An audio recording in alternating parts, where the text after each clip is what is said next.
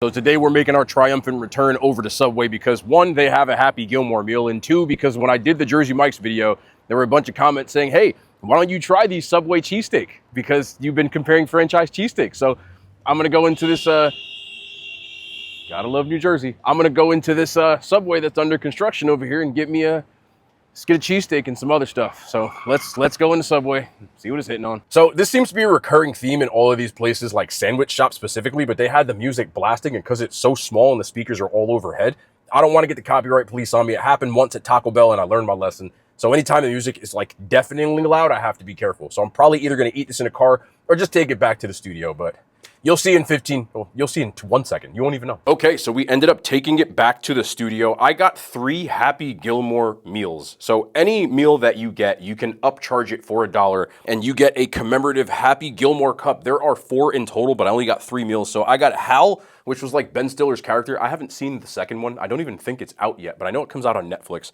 But he was the character in the main one. You can have a nice glass of shut the hell up. I don't know. Yeah, I'm in nostalgia farming right now. We have Oscar. I thought I wanted Shooter McGavin, but he gave me Oscar. That's fine. And then we got Happy, who, I mean, you know who Happy Gilmore is. But 3 sandwiches, 1 foot long. You get 2 bags of chips, and then you have the option of substituting a cookie. So I did 2 cookies you can get instead of chips. These are not full because the cups are behind here. I just didn't fill them up because I, figured maybe I didn't want to waste it or something like that. I don't know why the hell I didn't fill them up, but could have just got more free soda. Anyway, let's start off with the Subway cheesesteak. You know, I don't actually think I've had a cheesesteak from Subway in like a decade, but I got the footlong because we got the footlong at every single one of these places we've been trying these cheesesteaks, but this is their number 31. So you get their steak, their 2 times cheddar sauce, garlic aioli, peppers, onions, and some sub crunch. You know, I never noticed this at Subway, but they only use red onion. That just like dawned on me today. But that's all that's on here. I could have got more stuff, but I just told them to make it as is. So one more time. Oh yeah, the cheesy, what is it, Italian herbs and cheese bread. I am not that familiar with Subway anymore, so please excuse me if I stumble over my words because I don't remember half of the things that I ordered.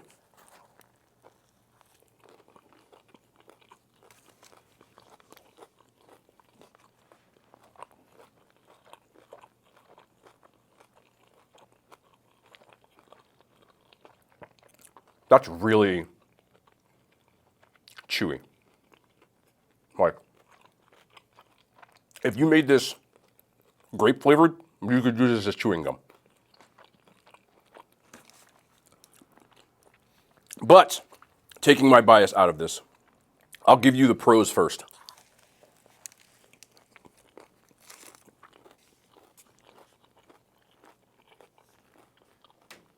We'll be here forever if I don't make a jump cut chewing this thing. So first things first, with the garlic aioli and the sub crunch, you get a pretty good amount of flavor from that.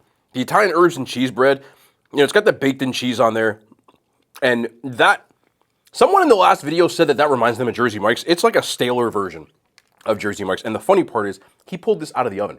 Like, they didn't have any more of this bread, so this is like fresh, according to them. So there are your pros. Also, this costs $12.99 compared to Jersey Mike's, even Arby's for a foot long. This is actually one of the cheaper ones in 2025, which is a little alarming, but that is what it is. The 6-inch is $7.99. That's pretty much all I got for the pros. Now the cons. I'm gonna take. All right, this is my last bite. I'm trying here. But the cheesesteak itself, I said it already, is extremely, extremely rubbery. The other thing I don't like about a Subway's cheesesteaks is these are through and through microwave cheesesteaks, or they put in that blaster oven that they have where it cooks it in 60 seconds. So they take raw onions and raw peppers and they put it in there and they're still raw. The cheesesteak is warm enough that it's cooked, but since you're putting cooked cheesesteak into an oven and microwaving it, and that's what's making it rubbery, it's just, compared to every other cheesesteak texturally, like by far the worst. Add those peppers and onions into it, which is just an incredible crunch for what you would want in peppers and onions on a cheesesteak. Not to mention the fact that, now this is kind of my fault because I did order this. They use Cheese Whiz on this one. I would rather use provolone, but I won't penalize that against them. And I already talked about the bread. It's just really stale. As far as the cheesesteaks I've gotten from any franchise, this is easily the worst one. I tried to give you pros and cons because I'm not trying to just tell you that I think Subway is trash. In fact, I got my favorite sandwich from Subway, which is the only thing that I actually find enjoyable there. It's not the best, but it's the only thing I find enjoyable there. But this to me is just, there's just way better ways to spend $12.99. And I know you can get the specials and knock it down to $10.99. I would rather pay for a sandwich that I like. If you like this sandwich, I'm not like telling you you're dumb. I gave you a take where I gave you pros and cons. So I'm trying not to just lay into something like it is, but this is just, I just don't understand how anybody would pick this over any other franchise cheesesteak. Any, like literally any.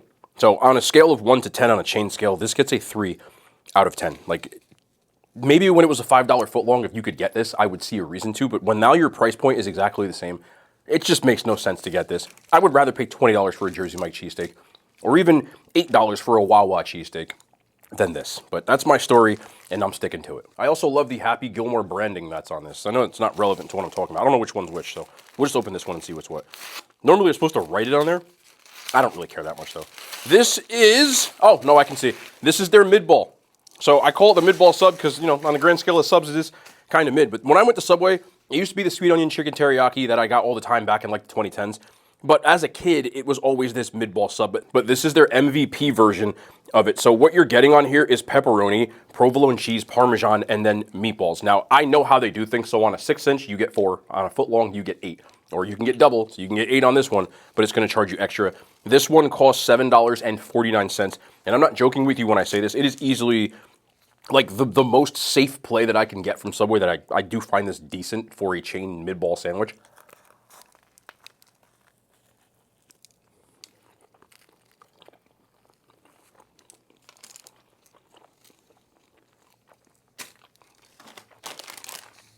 Let's help this out. Some Doritos. Also, they do have Miss Vicky's jalapeno. That's a good thing. I always would take mine and do this.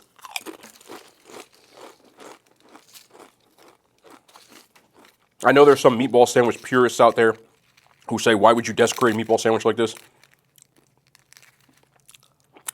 It is desecrated already. It's Subway. This isn't known as meatballs.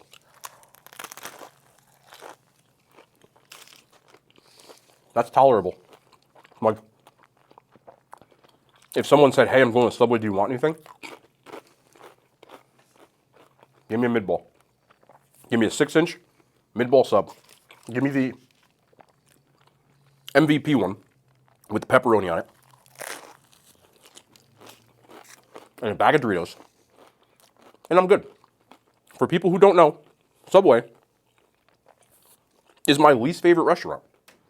But even here, I can find something to eat. Is this the best one that you can get? No. Honestly, recently I had Blimpie, that was better. Wawa's is better. Firehouse Subs is, I mean, not many places do meatballs, but I think the meatballs are, even though they're not like a homemade meatball, I know you're not expecting that from Subway, they're relatively tender, they're not chewy like the steak is, and then you get the marinara, which is like a run-of-the-mill, like a Prego or a Ragu. Nothing special, but also nothing bad. Then you can add some provolone, some Parmesan to it, and you got yourself a sandwich. Italian herbs and cheese bread. A little bit of a Dorito. And it's workable. On a scale of 1 to 10, I would give this a 6. I don't think it's great, but I think it's okay.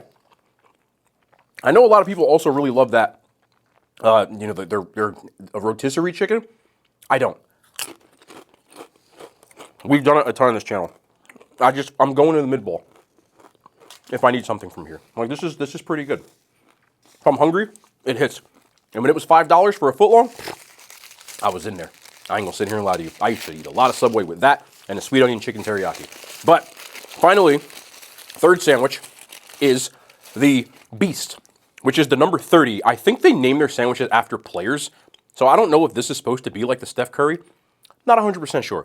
But I know that the 99 is after Aaron Judge. Either way, their Beast has all of their deli meat on it. So it's stacked as much as you can stack something here with Subway meat and then some provolone and some mayo. I got this toasted because I like my Italians and things like that toasted. So I did end up getting this toasted, which they don't normally do, but I asked him to do it and he did it, which I'm sure you can. Again, Italian herbs and cheese bread because it's my favorite bread from there. Their normal bread is way too soggy. And funny enough, it comes with lettuce, tomato, onion. They were out of tomatoes. They just didn't have any. Like, I got a video of it, so you can take a look at that if you'd like. You almost have to just rip off this top part on all these sandwiches. And then here we go. So all I have on here is onion. And then there's their MVP vinaigrette that's on here as well.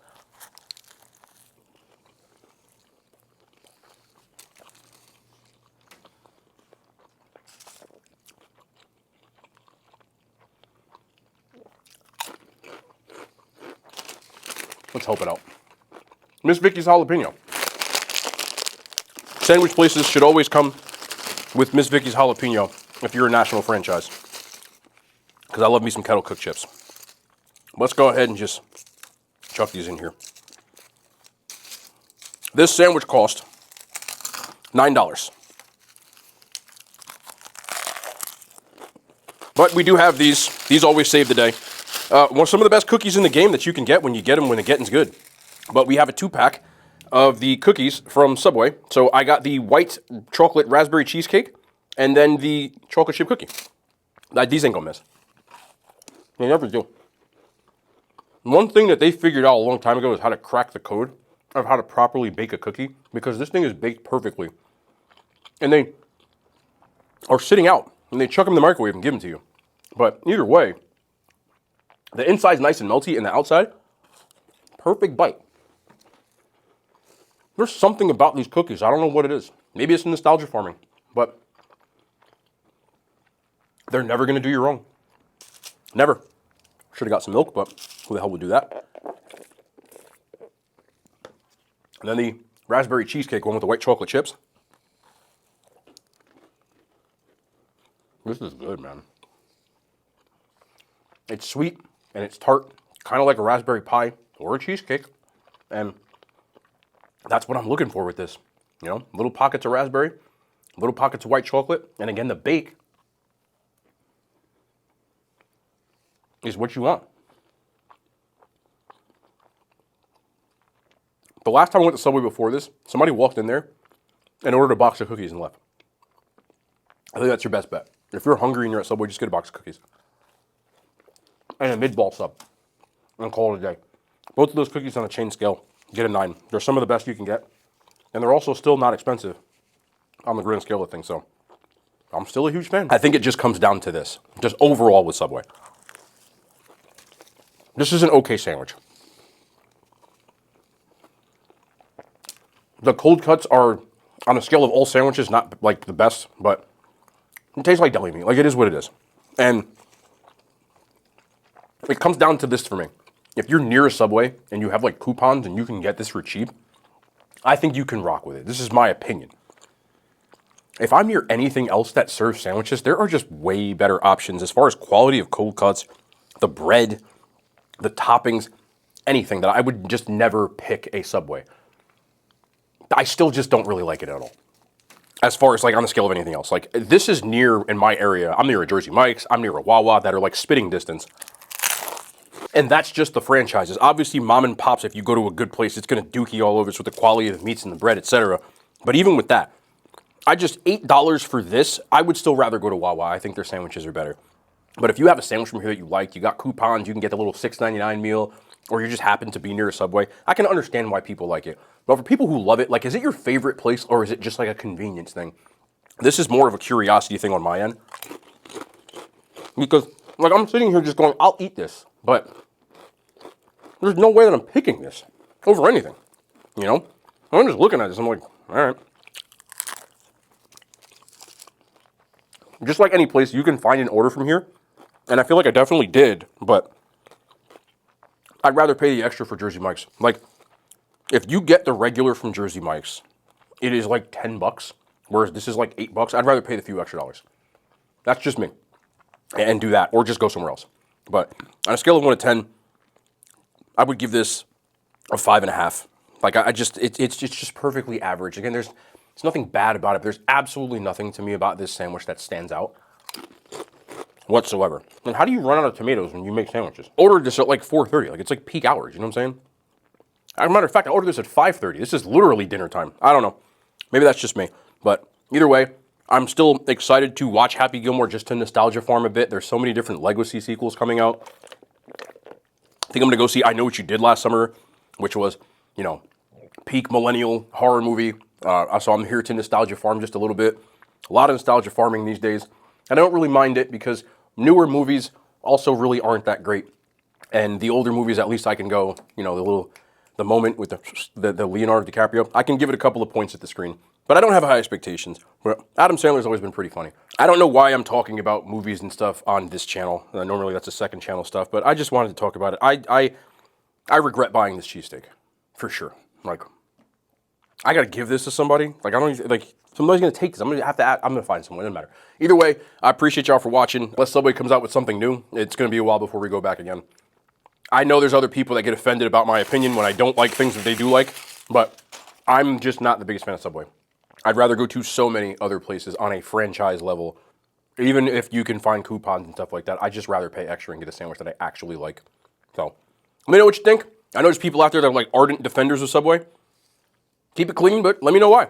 We'll be back tomorrow. More content, man. The hand signs, they made it to YouTube.